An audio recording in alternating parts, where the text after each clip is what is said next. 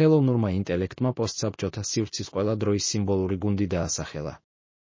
ხელოვნურმა ინტელექტმა ეროვნული ნაკრებების დონეზე გავლენა, საკლუბო მიღწევები, განსაკუთრებით ტოპ ლიგებში სტაბილურობას, ხარისხს მაღალ დონეზე, საერთაშორისო აღიარება, ევრო, მუნდიალი, ჩემპიონთა ლიგა, ოქროს ბურთი და სხვა.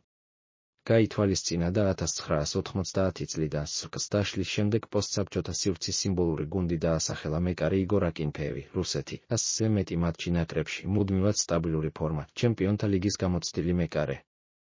მცველები ალექსანდრ ანიუკოვი, რუსეთის სტაბილური და სანდო მარჯვენა მცველი, ზენიტის ევროპული ტრიუმფის ნაწილი. კახა კალაძე, საქართველო ორგზის ჩემპიონთა ლიგის გამარჯვებული მილანში, ლიდერის თვისებებით. სერგეი იგნაშევიჩი, რუსეთის ნაკრების ლიდერი, SKS ბირთვი და რუსეთის ნაკრების რეკორდსმენი. იური ჟირკოვი, რუსეთი, ჭკვიანი, ტექნიკური მარცხენა მცველი ნახევარმცველი, ევროზე 2008 წელს გაიბრწყინა.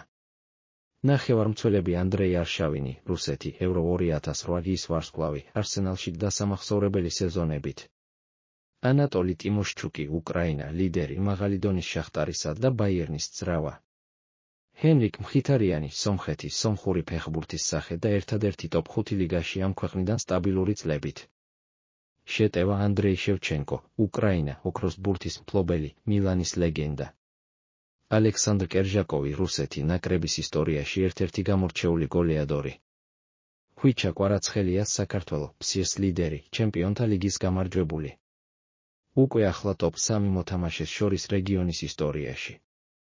სათადარიგოები არტიომ ძიუბა, რუსეთი, დმიტრო ჩიგრინსკი, უკრაინა, გიორგი ქინქლაძე, საქართველო, ივანო ბლიაკოვი, რუსეთი, ჯაბა კანკავა, საქართველო, შოთა არველაძე, საქართველო.